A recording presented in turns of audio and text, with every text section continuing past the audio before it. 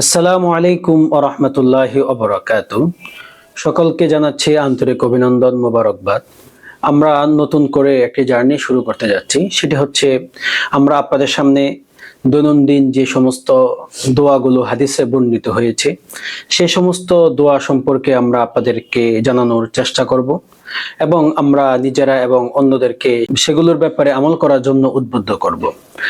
আজকে আমরা সর্বপ্রথম যে সকাল সন্ধ্যার দোয়ার মধ্যে যে দোয়াটি নিয়ে আলোচনা করব সেটি হচ্ছে সাইয়্যিদুল ইস্তিগফার।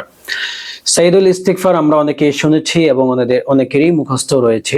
সেটি হচ্ছে আল্লাহুম্মা আনতা রাব্বি লা ইলাহা ইল্লা আনতা খালাকতানি ওয়া আনা আবদুক ওয়া আনা আলা আহদিক ওয়া ওয়া'দিকা মাস্তাতা'তু আউযু বিকা মিন শাররি মা সানা'তু আবুউ লাকা বিনি'মাতিকা আলাইহি ওয়া আবুউ বিযামবি ফাগফিরলি ফাইন্নাহু লা ইয়াগফিরু যুনুবা ইল্লা আনতা।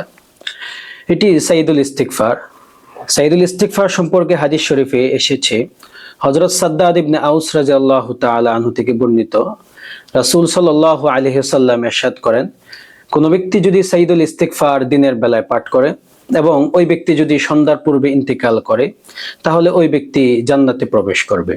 ঠিক তেমনি ভাবে কোনো ব্যক্তি যদি রাতের বেলায় সাইয়্যিদুল ইস্তিগফার পাঠ করে এবং সকাল হওয়ার পূর্বে যদি ওই ব্যক্তি ইন্তেকাল করে তাহলে ওই ব্যক্তিও জান্নাতি লোকদের মধ্যে হতে গণ্য হবে।